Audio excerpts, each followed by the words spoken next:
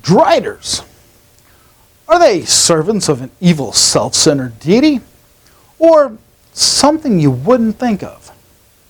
Tell me in those comments down below.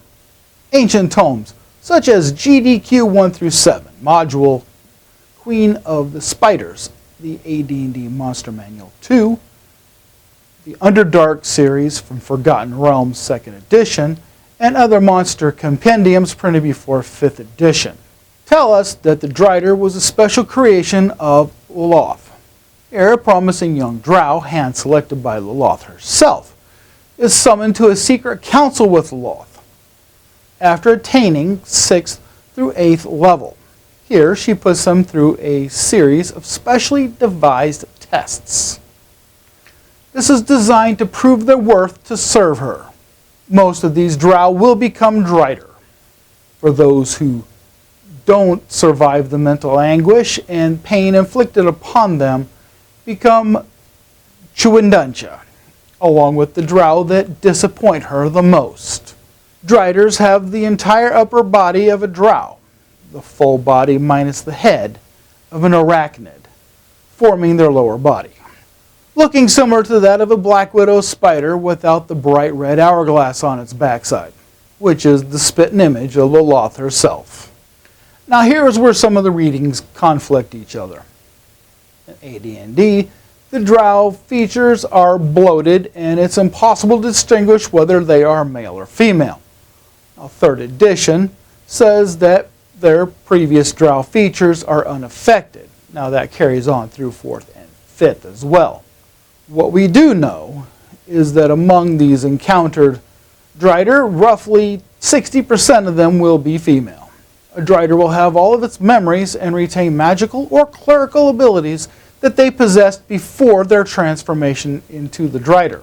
All male Driders will have the magical abilities of a 6th through 8th level magic using class, such as a wizard, a warlock, or even a shaman or sorcerer. All female Driders will have clerical abilities equal to that of 6th or 7th level. This completely depends on their intelligence and wisdom ability scores, and the level that they attained before the transformation took place. If not, they will probably be one of those multi-legged hairy spider creatures running around the Underdark, known as Chuinduncha.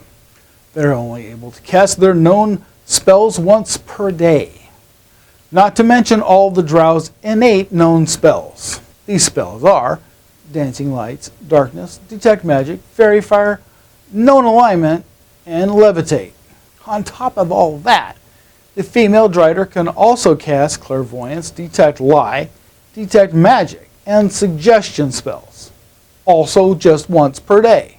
In a combat type situation, depending on the edition you're playing, Driders fight as a 7-hit die or a CR6 creature. Typically, they will be wielding a longsword of some type. Note that many of your encounters will also be carrying crossbows or bows strapped to their backs. Driders prefer to hunt alone, but this is for a surprise attack or an ambush from above. A side note, Driders are viewed as outcasts from drow communities, and they are very detested by them. So if there's a drow in your party, or you have one as a guide through the Underdark, be watching your backs. Oh, did I happen to forget to mention that Driders have a voracious appetite like that of spiders, biting their victims with a +6 to hit for 1d4 points of damage. That might not seem like very much to you. Once you've been bitten, you must make a saving throw versus poison at a -2, or be paralyzed for 1 to 2 rounds because their saliva is a paralytic. On top of that, you'll be taking 2d8 poison damage as well. If you ask my opinion, you don't want to encounter a Drider in the Underdark, because 10% of the time where there are Driders, there will be 2d6 huge spiders of various kinds. That is what I call a welcome to the Underdark party. Oh, also, there are vampire Driders as well, but I will definitely be saving that for another time.